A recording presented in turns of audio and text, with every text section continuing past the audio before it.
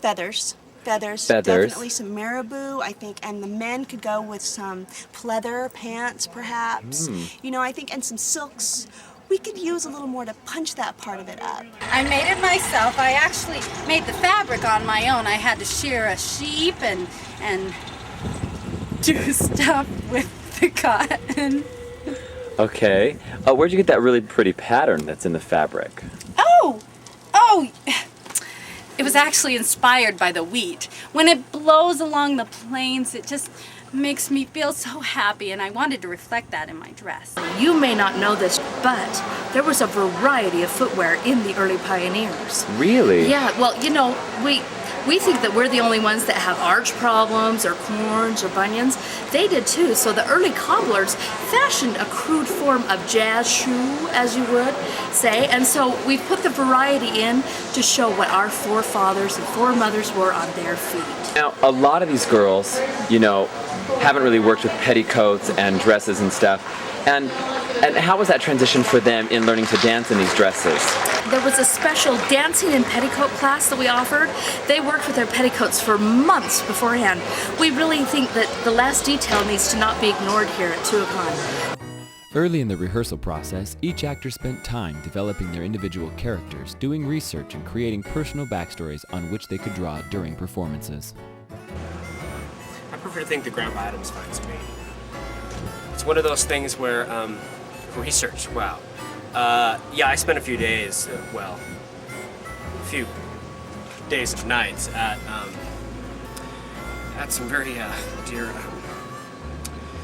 I like to call them golden years homes, with some people that, well, they taught me the ways. I guess we'll put it that way. Grandpa Adams, actually, Cecil Adams is a real, not a fictitious character. He's a real character in the history of southern Utah. Did you find him in your research, or was I it found did. for you? You bet I did, yeah. Oh, wow. And as an actor, you know, any good actor will do really good research, right? That's true. You dig and you dig until you find. Interesting enough, Grandpa Adams had some really, how do I put it? Some really, I guess, just face-to-face relationship, conflict, if you will, with said Jacob Hamblin, the deified, if you will, Jacob Hamblin. It's really interesting. They talk about how Jacob Hamblin did more things to make peace between the Native Americans and the white man here in southern Utah. And it's in my research I found Cecil Adams' diary, actually, and some entries that he had written about Jacob Hamblin. And one of the things he had written was that Jacob Hamblin was actually a thief. He was actually stealing horses. My character's name? Mm-hmm. Well, I really don't have one, but if I were to make a character name, probably Betsy Sue, Why that name? because it's spunky. McHaley. McHaley. Now, it might not be a pioneer name. I know that's what you're thinking. Do you have a character in the pre-show? I do. What's your character's name? Her name is Annabelle. Annabelle. Isn't that great? Well, you don't have to do the accent now for me. You can just talk like you if you want. No, I'm from the South. Well, I could say that an overwhelming feeling of between my character on stage and me, Matthew, Eric. The word apathy comes to mind. Well, it's different every night. Some nights I decide not to laugh because my pre-show character just doesn't think it's funny whatsoever. Other nights I choose not to laugh because I don't get the jokes. So what is your role in the pre-show if you don't have a character and you don't have any lines? To stand in the back and laugh on cue. The rehearsal process was anything but smooth, however. In the first week of practice, the director and stage managers dropped a bombshell. 3 of the pre-show cast members were cut from the lineup. The announcement sent shockwaves of anger, confusion, and betrayal through the ranks. So who are these people thinking they can just get out of it when, you know, I've done just as much as them or more in the show? You know what I mean? It takes a lot more energy to push around a tornado than to, you know, be in a costume for 3 hours, sweat my butt off. I can do it too.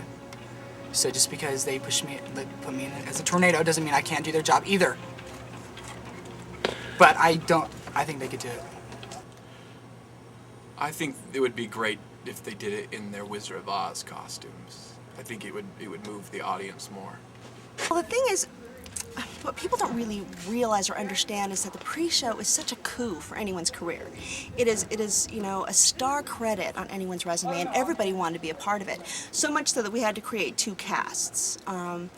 And, you know, we were trying to be fair about it so that everybody could have an opportunity to do it, and as we were going through the lists, it just sort of, we realized that Jacob, you know, by the time we got to him, he just wasn't going to fit. That we already had enough men, you know, and unfortunately, by the time we got to the W's, he just didn't have a place. And as we were looking at Sarah, it became very apparent that she has more of a Kansas look, not quite a Utah look. So she just didn't really fit. And with Rob, we don't really know, you know, what happened. It was kind of a mystery. And so that we could kind of spare some egos, we used the excuse, if you will, that they were too busy in the other productions.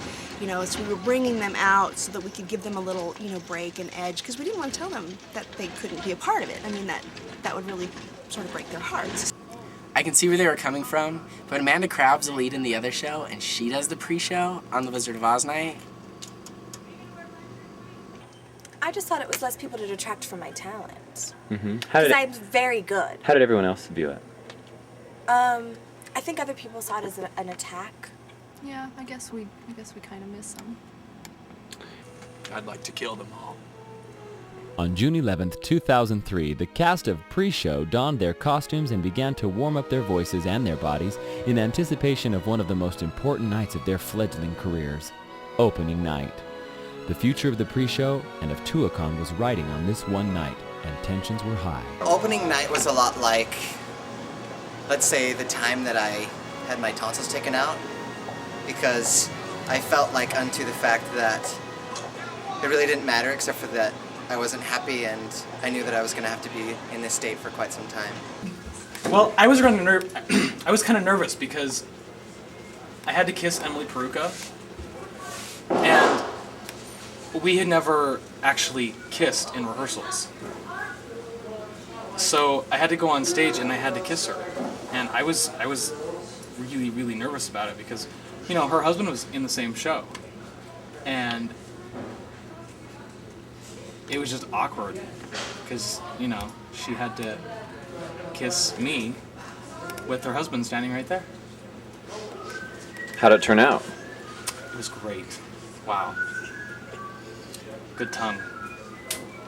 The very first night you perform anything, you know, there's the anxiety of the first performance, and so usually spirits are up, people are excited, kind of anxious, and so it usually goes for the most part pretty well.